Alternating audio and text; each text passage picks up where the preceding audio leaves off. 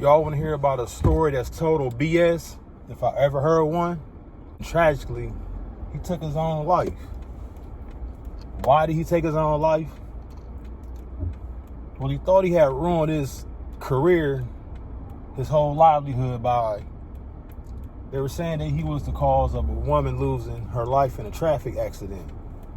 They say he was speeding in his 2024 Dodge Charger, causing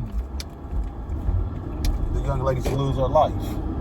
Louisiana State Police are suggesting there may be more to the story in a deadly crash involving an LSU football player. Keep in mind the timeline here. Police charged Kyren Lacy with negligent homicide back in January, saying his reckless driving led to this deadly crash. Lacy was never formally convicted because he died by suicide while waiting for his trial.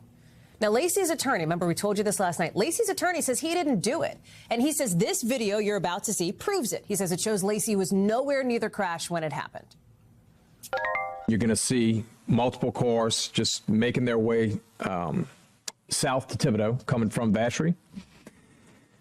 At some point in time, you're going to see the collision, which we're going to know is vehicle number 2 from oncoming traffic colliding with the vehicle of Mr. Hall. You will see another vehicle come to a stop, and then you'll see Kyren Lacy come to a stop. That's that green car there, the green one seen at the end. Lacy's lawyer says he was more than 70 yards away from the crash when it happened. Kyren Lacy, he would have been, if not the #1 draft pick going into the NFL, he would have been second or third. The young man was just that good. So once the reports came out that he was being cited and being blamed for this car accident,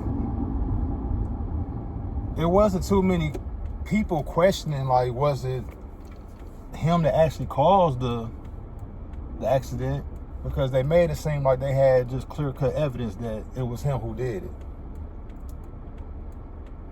So let's fast forward this story, because Kyren took his own life because he just felt like he ruined his name, his father's name, his mother's name, just his overall legacy. He felt like he just tarnished it by this woman losing her life. My 11-year-old boy, he's the one who put me up on Kyren Lacy. My younger son, he loves football. Big fan of Kyren Lacy.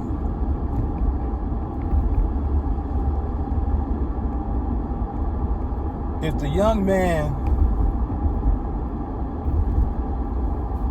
I was telling my son, I'm like, you know what? It sounds like to me that the young man was honestly scared to go to prison because he thought he was going to go to prison for the rest of his life.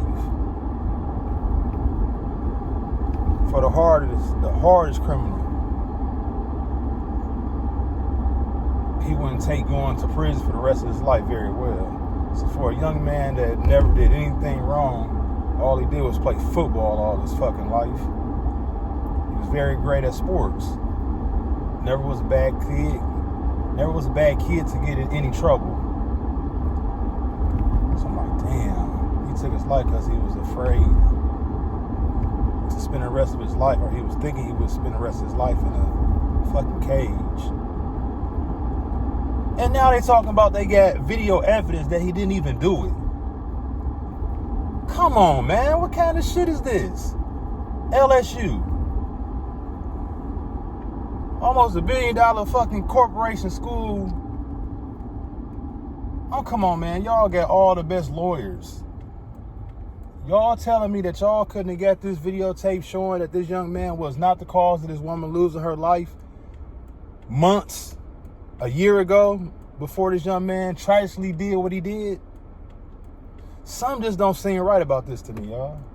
Drop a comment below. Who dropped the ball on this? Why did this young man take his life? And why wasn't this tape